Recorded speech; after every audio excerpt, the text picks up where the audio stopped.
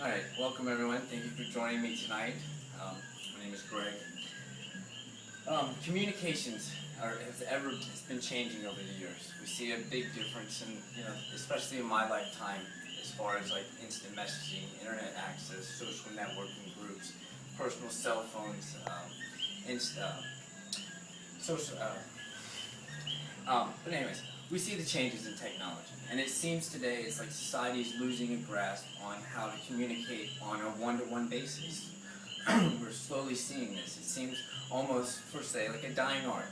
We look at a lot of the speakers like Martin Luther King Jr., go back to Aeropostale. They were very charismatic people that were able to put images and be creative and, help really paint the picture for, what they were preaching for.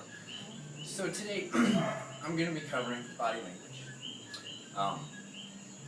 Today we say, it's not a scientific nature, but we have kinetics, the study of body language. It is said that what I'm saying vocally only represents 20 to 40% of what I'm actually saying. So that leaves 60 to 80% of what I'm saying refers to nonverbal communications. What I'm doing with my body, how I'm holding myself, how I'm standing, what I'm doing with my hands, my feet, my knees, if we're tired, we're slouching. So I'm gonna try to get in and give you an understanding of body language and how to be a little more creative and how to effectively interpret what people are really saying. We tend, our personal levels, we have our family, we have our coworkers, that we're around a lot. We know what they're saying, we know what they mean when they're, we can tell like their facial expressions or how they're holding themselves. If, they're feeling good today, or they may be having a lot of stress at home, or what's going. I think it's important to be an effective communicator, to be able to tap in to really what's being said. The question is the message clear? He's saying this, but he means this. So I'm going to cover a couple key points. First, we're going to do like body postures. Body postures can be our hands, our legs, our feet. Also, our facial expressions were really self-explanatory, and then our eye movements. And with that, we're going to try to understand being a good communicator is being able to avoid missing key elements and key signals that represent certain things. Like when I started researching this subject, it's ever-ending. I'm trying to stay on the first level, but it can go 3 or 4 levels deep. And like I said, it's not an exact science, but it's very interesting. So the first thing would be body postures. That has to do with like our arms and our legs and our feet. So we're saying that, oh wait, there we go. As far as body language, coming from the Oxford Dictionary. Body language is said that it is the conscious and unconscious movements and postures by which attitudes and feelings are communicated. That is the definition. So now we come into our legs. Legs are really important, from my understanding. Legs are more hard to control on a conscious level than any other body parts. And with saying that, we're going to get into our sitting positions. Like we're sitting, our legs. When we're sitting here and our legs are like this, you're open. You're open to discussion. You're accepting. It's give and take. You're having your conversations. Everything's cool. So now we get into the crossing our legs. I can't really do this, but we have to, before we get into this, we have to realize women are more prone to cross their legs than men. So before we go into this, when we cross this, you can see defensiveness almost. People are kind of like step back. More in men than women, more or less. But with women, it's more natural, and we see this. We see the change, especially depending on the intensity of the conversation, depending on what's being talked about. Usually it's anywhere from 15 to 20 minutes you'll have the switch with women. With men, it comes more natural, but then also you have to keep in consideration that it depends on the person. During time we get to learn the people, and we learn their behaviors, for instance. And in saying this, like for instance, you're listening, when somebody has their knee positioned, usually the interest, when somebody's talking, the interest is where the knee's pointing. So say for instance, we're sitting here and I'm kind of like this. This means I'm not too interested. I'm kind of pulling myself away. Okay.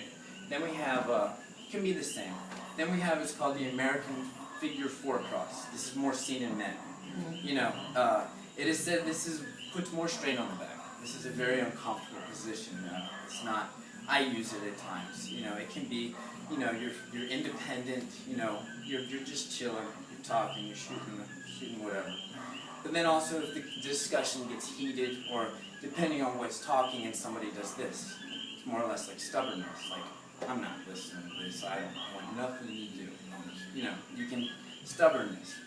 Okay, so now we're out of, you know, that's basically on the leg movements, especially when you're standing too also. Like we're talking, we watch feet movements. Our feet and our knees are always pointing in the direction of interest. So that's basically it for the legs. Our arms and our hands. Very, you know, people can be charismatic. They're basically self-explanatory. Like saying, you know, we're in question, like what's going on, or I'm mad, you know. It's really easy to generate, like what people are actually trying to say. So this is the number one, right here. This is it's trying to become, you're taking yourself out of the situation. You're subconsciously being defensive. You don't want to be in this situation. It falls under like the negative body postures, but you know, and then something I read, it was like get in the chair, or try to sit in more open, you know, positions, or stand, just stand in the mirror and do this. Because when we're out, we understand the world can be cruel. It's a very competitive world out there when we get into the working field. We want to look successful. We want to look like we know what we're doing. We don't want to be slouching. We don't want to be doing this. You know, we have nervousness. We have nervous tics. I'm good at things. Since I've been here, I've learned a lot about this. You know, people are always doing this. You know, people have these tendencies to do the nervous tics. And, you know, these nervousness, or you can classify it as, you know,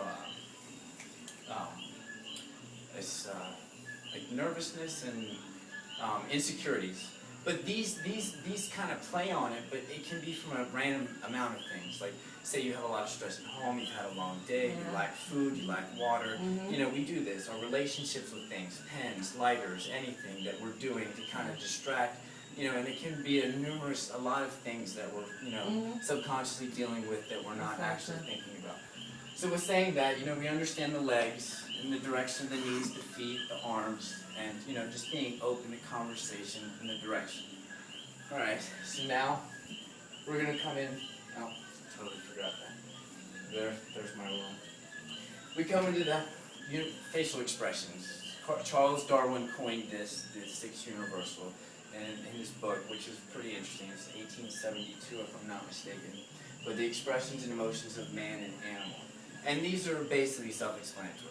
You know, you can read this, you can tell when somebody's mad, surprised, angry, sad, you know, or whatnot. It's real easy to differentiate, especially when it comes to facial expressions. Another thing too, kind of going back, you know, when we learn these different little tricks, we can learn self-awareness and self-control when it comes to learning body postures, body language, and how we do things. Now we come into eye movements, very important. The eyes are one of the most, like, amazing things. You know, it's said that we can tell if somebody's made eye contact with me anywhere from 30 to 40 meters away. We can make that connection. You know, I was told once the eyes are the gateways to the soul. But besides that, we're looking at the movements. We can look right, which shows our right brain being active, or our left. Say, hey, do you know what happened to the remote control? And, you know, they look to the left like, I don't know, man, I remember. That's if you're using your logical, rational, your thinking, truthfulness. You look to the right, it's showing you're being creative, you're this, you know, you're fabricating. Like, I don't know, man, I remember, you know. You can tell, like, the right, you know, it shows your right side of your brain, your left. You watch the eye movements. You know, there's a lot of variables, too. You know, we can look down to the right, which shows you're trying to tap into your feelings and emotions, for instance. You know, we pay attention to the eyes. They're very important, very powerful things that we do have. And that'll bring us into our negative body postures that I don't have a slide for that I thought I did. But negative body postures, very self-explanatory. We get into them. We first did the don'ts. Avoiding eye contact. We'll see that a lot. When you're out in public, like, I'm a very friendly person, and I like to look everybody in the eye. Especially, like, for instance, I went to Costco today, and I was looking at more people, and they did this. They wouldn't look at me. Nobody. Like, what is wrong with these people? I don't know. But negative body posture is number one. Don't is avoiding eye contact. Don't do this. That's very bad body language. You know, that's a very negative approach. Mumbling. I have a bad problem with mumbling over time, especially when I'm tired. I mumble. I'll speak. I have to really keep the conscious effort to speak up and be heard. Poor body postures. Body postures, slouching, standing. You know, they say winners. Winners can be seen 2 blocks away, and they're standing tall and proud. Don't slouch. Don't do this. You know, it doesn't matter. You know, especially when you're out in public, depending on your career line or what you're doing. And then the last one would be closed body parts. It's like, you know, for instance, doing this. Try to keep your hands to your side. You have a more authoritative, you know, stance like this, like you're in control with your hands behind your back. And in the closing, you know, we tend to like take these things for granted. We don't really, you know, focus on these little things. And like I said, the world can be cruel. We want to be out there. We want to be successful, friendly, and we want to be understanding. You know, somebody's saying this, or they're talking to you and their legs are turned. You know they have to go. Don't keep running your mouth. Don't keep them like, oh my God, is he ever going to shut up? I gotta go. You know, watch these little things. That, you know, you're not taking up their time. You're not being rude. And you know, we can learn a lot about ourselves. It's about being aware, self-awareness, self-control. And I hope that maybe we can look and you have the drive to look into this in the near future, that it may benefit you. Thank you. Cool.